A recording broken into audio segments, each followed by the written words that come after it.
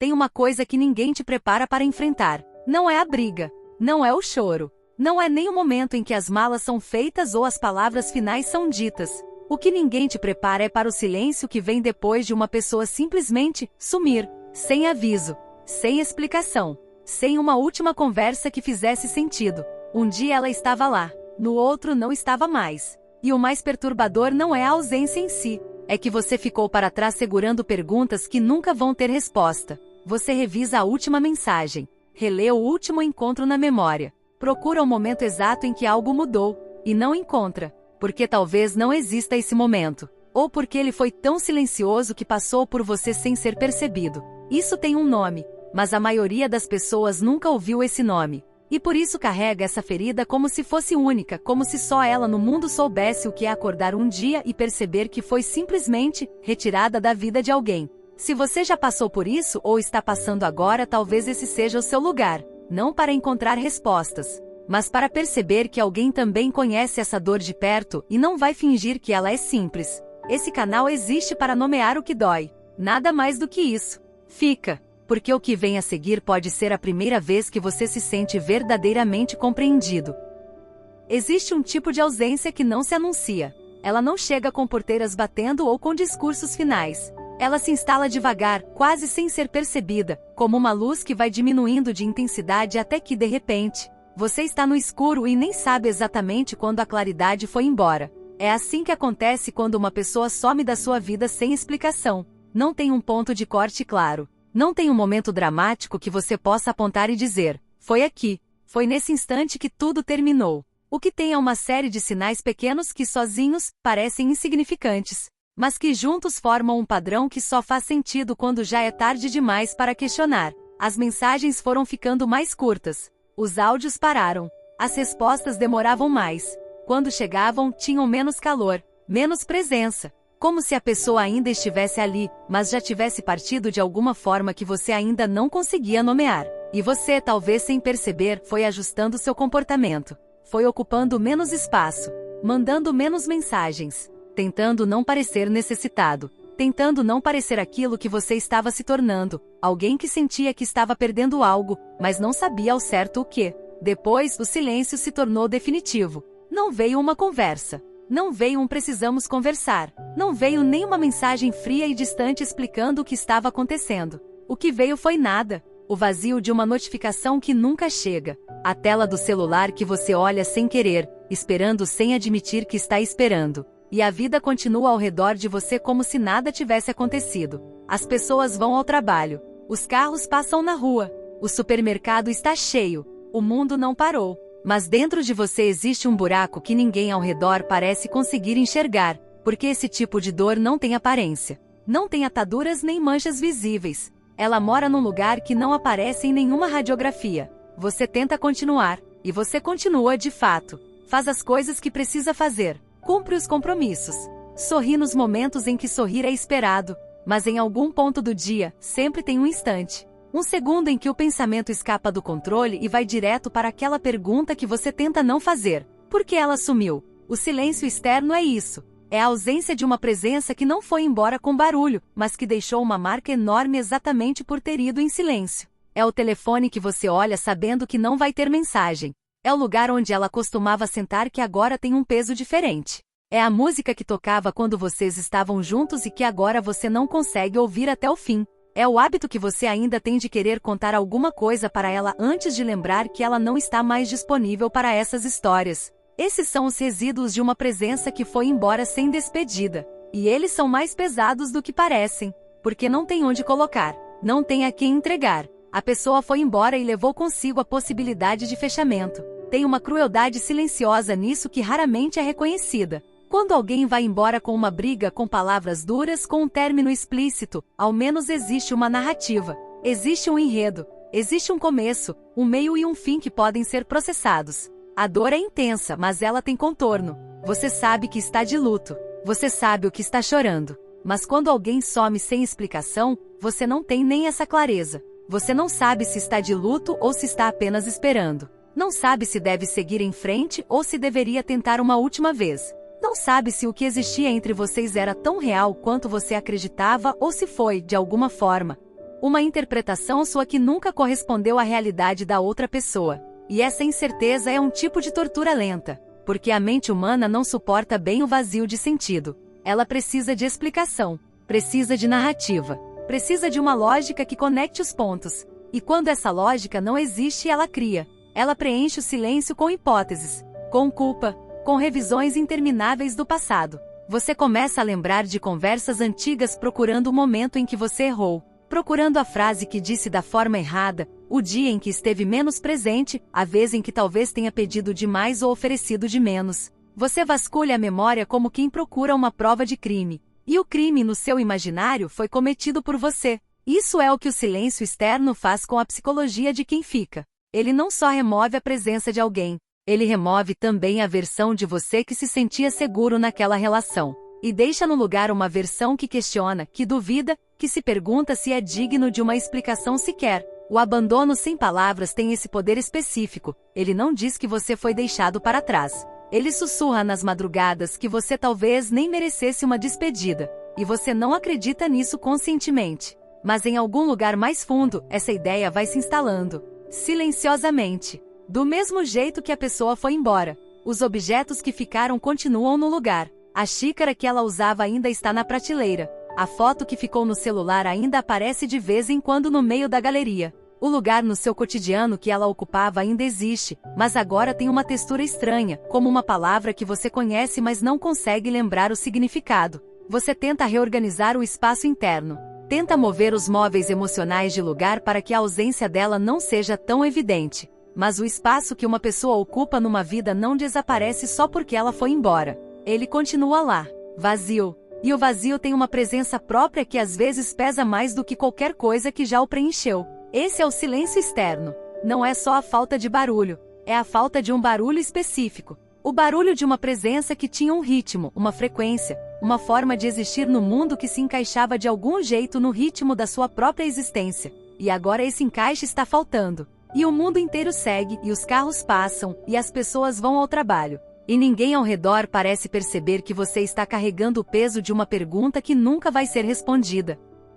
Existe uma conversa que ninguém escuta. Ela acontece dentro de você. De madrugada principalmente. Nas horas em que o mundo externo finalmente cala e sobra só o que você não conseguiu processar durante o dia. É nesse momento que o silêncio interno fala mais alto do que qualquer barulho que você possa criar para abafá-lo. E o que ele diz é perturbador. Ele não diz coisas racionais. Ele não organiza os fatos em sequência lógica. Ele funciona por fragmentos, por imagens, por memórias que chegam sem aviso e saem deixando um rastro de desconforto que você carrega pelo resto do dia sem conseguir nomear a origem. Você lembra de uma tarde específica, de um momento em que estava com ela e se sentiu completamente no lugar certo. E agora esse mesmo momento, que antes era uma memória boa, tem um sabor diferente. Amargo. Porque você não sabia, naquele instante de conforto e presença, que estava vivendo algo que seria retirado de você sem aviso e sem explicação. E isso cria uma desconfiança nova, não só em relação a ela,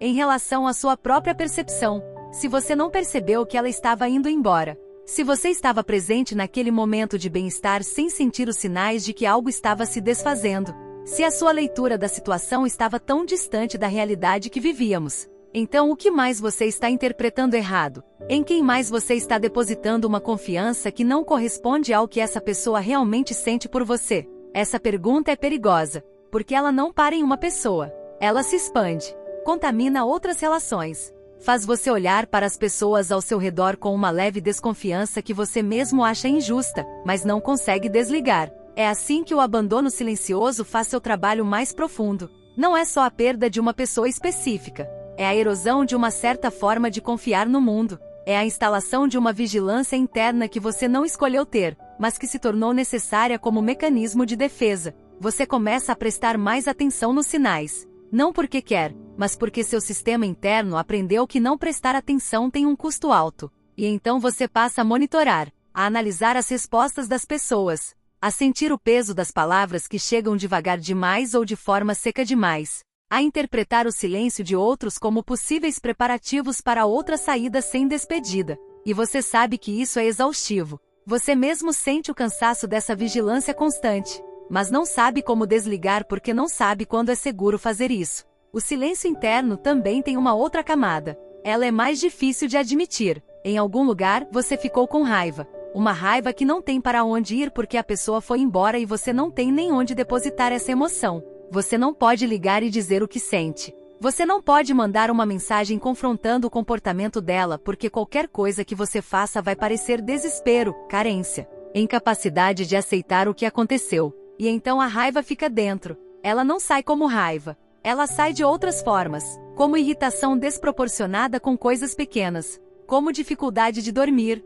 como uma sensação de peso no peito que você não consegue localizar com precisão, como a vontade repentina de chorar no momento completamente aleatório, sem nenhum gatilho aparente, como se o corpo tivesse decidido por conta própria que era hora de liberar alguma coisa que a mente ainda estava tentando controlar. Você está de luto por alguém que ainda está vivo. Isso é uma das experiências mais confusas que existem, porque o luto tem um protocolo social quando a morte está envolvida. As pessoas reconhecem, oferecem suporte, permitem o choro, o recolhimento, a desorientação. Mas quando a perda é de alguém que simplesmente escolheu sair da sua vida, esse protocolo não existe. As pessoas ao redor muitas vezes não entendem a profundidade do que você está sentindo. E às vezes, sem querer, dizem coisas que reduzem a dor. Esquece essa pessoa, você merece alguém melhor, segue em frente. E você sabe que essas palavras vêm de um lugar de cuidado, mas elas passam longe do que você realmente precisa, que não é conselho. É apenas alguém que entenda que o que você perdeu não era só uma pessoa. Era uma versão de você mesmo que existia naquela relação. Era um conjunto de planos não ditos. Era uma forma de se sentir visto que agora você não sabe onde vai encontrar de novo. E então você também começa a abandonar a si mesmo. Não de forma dramática. De forma silenciosa, como tudo nessa história. Você para de fazer coisas que fazia por prazer porque elas agora parecem vazias. Você aceita menos do que merecia em outras relações porque sua percepção do que você merece foi abalada. Você se recolhe. Você passa a ocupar menos espaço no mundo externo para que a dor interna não apareça demais. Você aprende a sorrir na hora certa, a dar as respostas certas quando alguém pergunta como você está, a conduzir conversas de forma que ninguém chegue perto o suficiente para ver o que está acontecendo lá dentro. Isso é o abandono de si mesmo como mecanismo de sobrevivência. E a ironia é que você faz isso para se proteger de mais dor. Mas ao fazer isso, você também se afasta das possibilidades de conexão real que poderiam, em algum momento, fazer parte do espaço que ficou vazio. O silêncio interno tem essa característica cruel. Ele se alimenta de si mesmo. Quanto mais você se recolhe, mais solitário você fica.